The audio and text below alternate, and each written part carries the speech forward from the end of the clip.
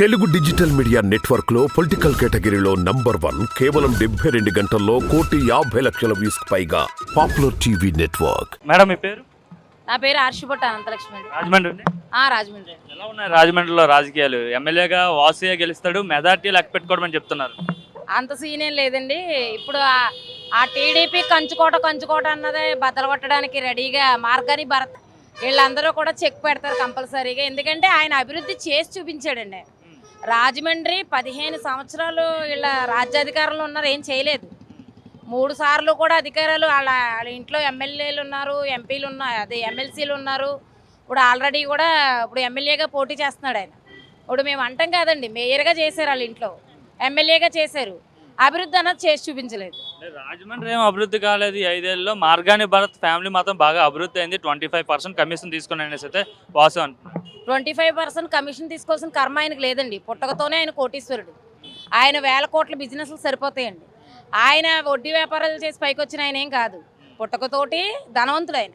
కాబట్టి ఆయన ఏంటంటే పేద ప్రజలకు ఏదో చేద్దాము, రాజమండ్రి నేను పుట్టిన ఊరిని డెవలప్మెంట్ చేద్దామని చెప్పి వచ్చారండి.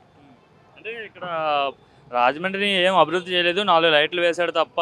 అంటే పర్మనెంట్ డెవలప్మెంట్ ఏం చేయలేదు. ఈసారి ఎలా అయినా సరే భరత్కి ఎవరు ఆదరించాడు. గతసారి గాల్లో గెలిచాడు ఎంపీగా.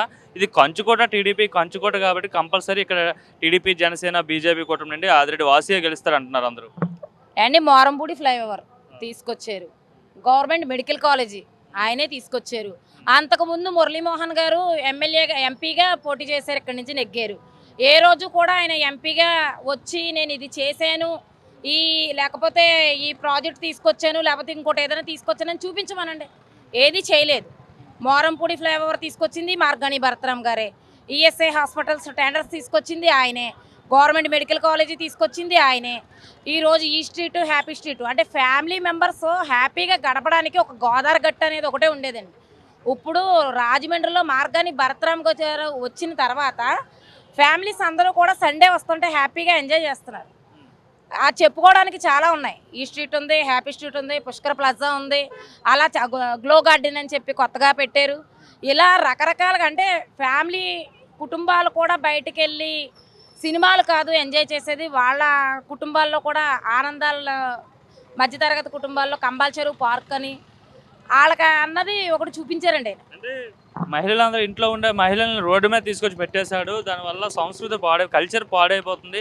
అట్లానే ఈ స్ట్రీట్లు ఏదైతే హ్యాపీ స్ట్రీట్ కావచ్చు, ఈ స్ట్రీట్ కావచ్చు, ఇవన్నీ పెట్టడం వల్ల లవర్స్ ఎక్కువైపోతున్నారు. మార్గాని భరత్ వల్ల లవర్స్ ఎక్కువైపోతున్నారని చెప్తున్నారు. 21st సెంచరీలో ఉన్నామండి. మనమేమి ఇప్పుడు ఏదో 90లో 80లో 70లో కాలం నాటోళ్ళు కాదండి. ఇప్పుడు 50% రిజర్వేషన్ అన్నది వచ్చింది. ఆడవాళ్ళు ఏరోప్లేన్లు నడుపుతున్నారు. బయటికి రాకుండా ఎవరు ఉంటున్నారండి లేడీస్? ఇప్పుడు బయటికి రాకుండా ఉన్న వాళ్ళని చూపించండి. 60% రిజర్వేషన్ తీసుకుని లేడీస్ సగానికి సగం మంది ఉద్యోగాలు చేసేవాళ్ళు, జాబులు చేసేవాళ్ళు ఉన్నారు మగవాళ్ళతో సమానంగా. ఆయన ఇంకా అదే వీళ్ళు ఏంటంటే వంటగదికే పరిమితం చేద్దాం ఆడవాళ్ళని అనుకుంటున్నారు. అలా అయితే ఎక్కడికి జరగదండి. మార్గాని భరతరామ్ గారు ఏంటి, జగన్ గారు ఏంటి, ఆడవాళ్ళని ఒక ఉన్నతమైన స్థానంలో చూసే వ్యక్తులే కానీ వాళ్ళ కల్చర్ని పాడు చేసే వ్యక్తులు అయితే కాదండి. భరత్ గారు గెలుస్తారు, ఖచ్చితంగా భరత్ గారు గెలుస్తారు.